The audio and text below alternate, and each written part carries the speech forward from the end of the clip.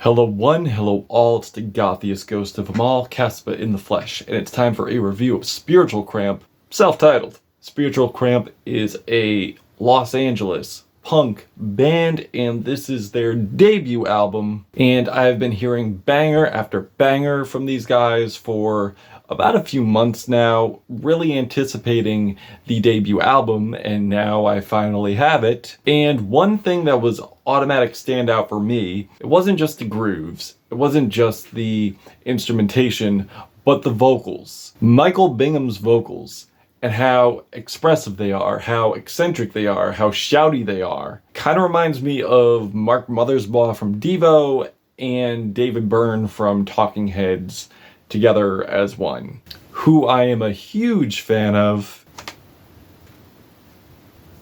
As far as the instrumentation goes, it has a lot of personality, a lot of energy, a lot of color, a lot of guts, and very much in your face, like on the track Better Off This Way. Has a lot of driving bass line, a lot of melodic guitar lines, and punchy drums like on the internet. It's like the confrontational, energetic, in-your-face instrumentation, especially when the guitars.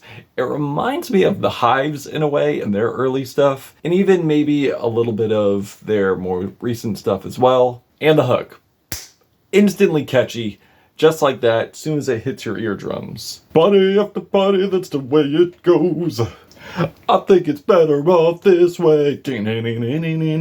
You're always talking on the internet. And also you'll hear movie samples, especially from Scarface, which mostly in the 2000s rappers were using Scarface samples for their albums, but never on a post-punk or a garage rock album have I heard a Scarface sample on an album before in this magnitude. It's quite cool.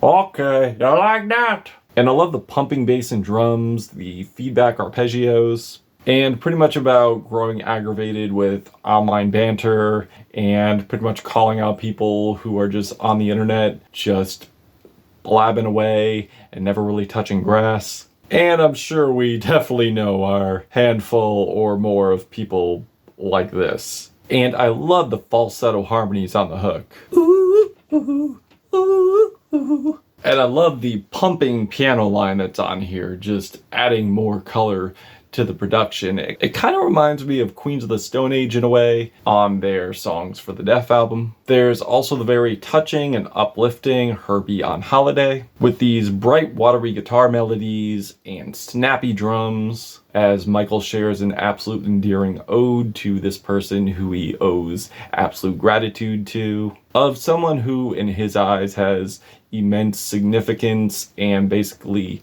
picked him up from when he was down, when he was in a dark place. It's very admirable, it's very passionate, and very moving, honestly. I don't know where I would be if I never met you. And I do love the inclusion of reggae elements on here, but given how their song with RXK Nephew was so great, I would expect it to be on this album. But unfortunately, we just got snippets of the song placed in the intro, added with another song, and then more of the hospital bombing song at the end.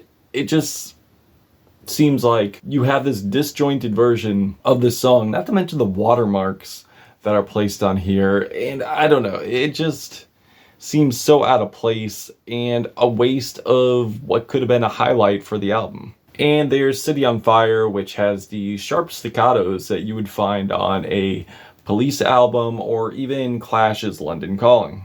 And for a song with such a chaotic message, the vocals are a little too understated and kind of ruins what could have been the fire to contrast this track and keep it alive. In a way, it's kind of how I feel about Slick Rick too.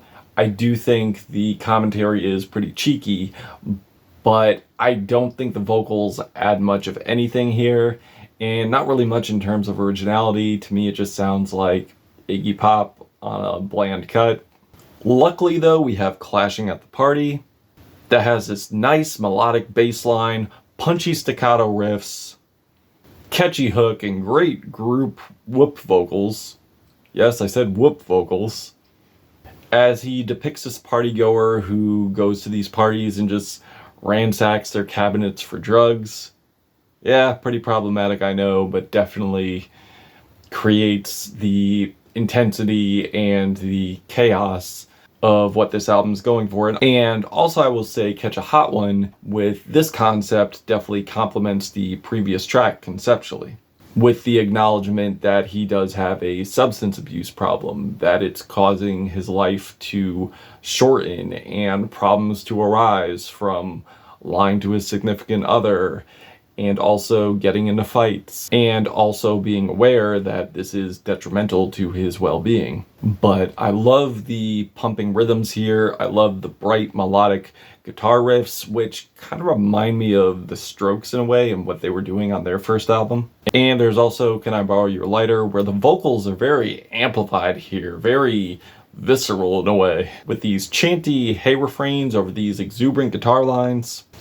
And the song Better Off This Way, which I mentioned earlier, has these blaring, ringing guitar tones with these drums rumbling underneath. And the riffs are intense but also colorful, and it works. And the lyrics depict this person who knows they're a drama setter, who knows they're a hellraiser, and just feels if they just stick to what they're doing, it's pretty much better off that way than trying to change it at all. And the outro I felt was a bit misplaced. It definitely doesn't scream to me finale, mainly because it just feels like it's an energetic cut and it could have been placed in the middle, so pretty much bad placing on their part. But overall, the riffs are great on this. The hooks are explosive most of the time. Sure, there are some tracks that definitely pale in comparison to others and I feel had more life to them.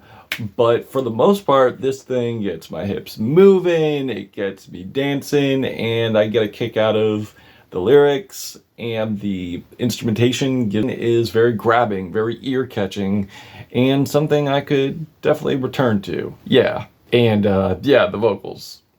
Vocals are insane most of the time. Yeah. I'm feeling this album. I'm digging this album. I am feeling 4 out of 5 black hearts on this album. Yeah, 4 out of 5 black hearts. But that's how I'm feeling on it. How are you feeling on it? If you've listened to this album, what did you think of it? Did you love it? Did you hate it? And why? And that's it. Caspa, Gothic Ghost, Spiritual Cramp. Till we meet again.